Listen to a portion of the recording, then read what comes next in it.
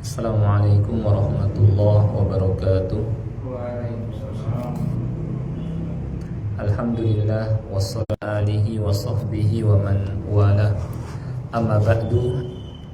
Pertama kita panjatkan puja dan puji syukur kehadirat Allah Subhanahu wa taala yang terus melimpahkan kepada kita semua nikmat-nikmatnya, terutama adalah nikmat Islam, iman, hidayah. Terakhir kalau nggak salah masih menceritakan tentang kisah sapi betina ya. Ayat sekitaran 67-68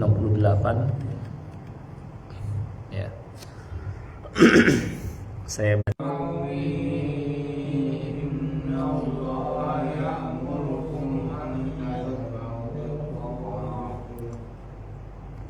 Qalu atattakhiduna huzwa Qala innahu yaqulu innaha baqaratun la faridun wa la bikrun awanun baina dhalik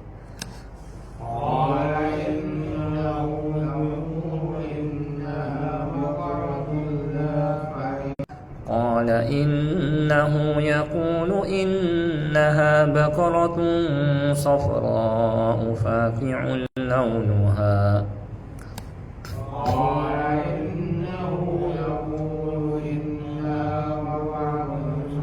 البقرة شابه علينا وإنا إن شاء الله لمهتدون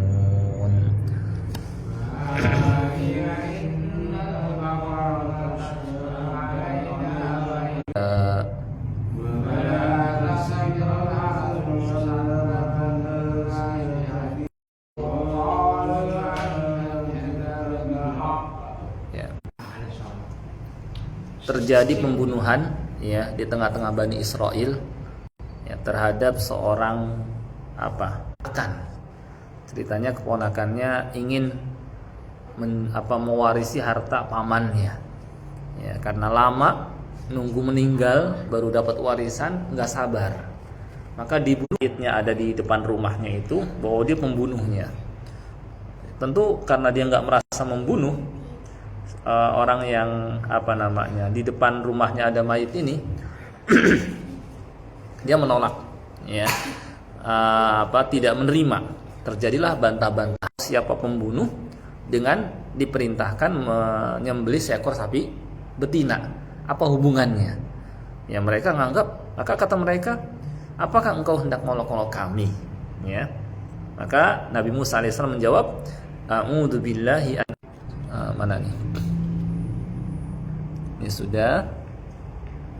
Nah, karena mereka Bani Israel mereka susah dikasih tahu, ya, tinggal nyembelih sapi yang mereka nanya lagi. Nabi Musa alaihissalam menambahkan lagi, lebih susah lagi.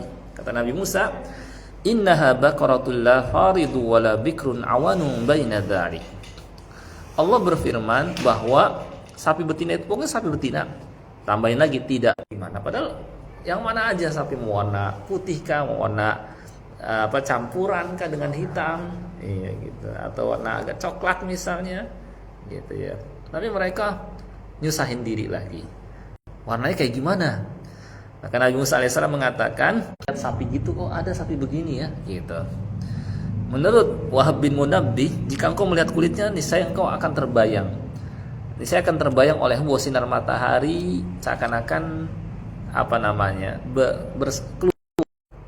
kalau seandainya mereka nggak mengucapkan insya Allah, tentu mereka nggak berhasil. Tapi karena mereka mengucapkan insya Allah, ini faedah insya Allah. Allah akan bantu jadinya. Akhirnya Allah permudah. Yang kemarin itu ada sedikit saya singgung. Ya. Intinya adalah karena Bani Israel kan sebelumnya nyembah patung anak sapi. Maka supaya hilang sikap mereka memuliakan patung anak sapi, ada sedikit kaitan di sini ya. Ada sedikit kaitan. Maka karena India nyerang Pakistan dan Pakistan nyerang balik India, ya sekarang perang-perangan beneran gitu ya. Nah, Kemudian karena istilahnya ya buat bikin gambar bendera Pakistan di perutnya sapi. Jadi sapi gambarnya bendera Pakistan. Keluar, nggak berani mereka nembak. Gitu, karena apa? Mereka memuliakan sapi. Jadi nggak jadi. Kemudian Syam dimiliki oleh kaum muslimin, termasuk ya wilayah Palestina yang sekarang dijajah ya, dan jadi pusat Islam ya, insya Allah sekarang ke arah sana. Dan yang pertama takluk kan India dulu. Nah India ya kita tahu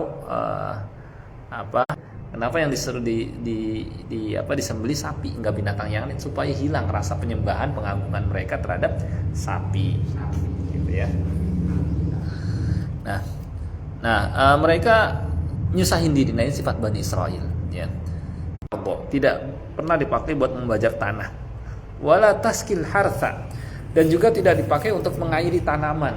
Ya, kadang sapi kan kadang dipakai buat mengairi tanaman, terkadang dipakai untuk bajak sawah. Ditambah keadaannya musallam ya, tambah lagi uang dari mana gitu. Cuma ya itulah akibat dari mereka nggak mau langsung istilahnya melaksanakan ya, akhirnya mereka dipersulit gitu ya. Kita lihat, karena sapi sesuai syarat itu secara singkat ya. Jadi ada seorang laki-laki dan dia memiliki harta yang banyak ya. Nah ketika itu setelah dibunuh, mayatnya ditaruh di malam hari ke depan pintu salah seorang di antara Bani Israel ya. Nah, pada pagi harinya ia yang membunuh malah nuduh.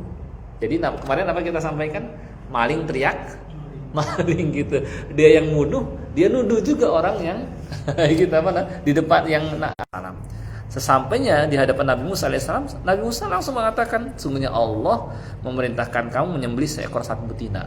Secara hubungannya kan masih belum lama nyambungnya, tapi ada hikmah di balik itu ternyata ya.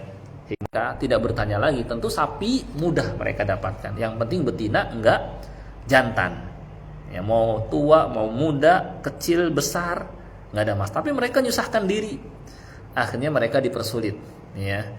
Ya mereka nanya lagi, miliki cuma satu sapi aja ya. Ia berkata, demi Allah, kalau emang mau, seakan-akan saya nggak akan jual kecuali sejumlah emas yang memenuhi kulitnya. Berarti harganya mahal sekali. Akhirnya mereka kumpulin uang banyak untuk bisa, siapa yang membunuhmu. Nah kayak gitu. Maka ditunjuklah keponakan yang teriak, yang maling gitu istilahnya, yang maling teriak maling.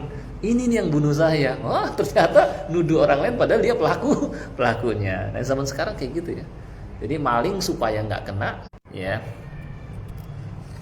Sebentar. Saya tambahkan, oleh karena itu dalam Islam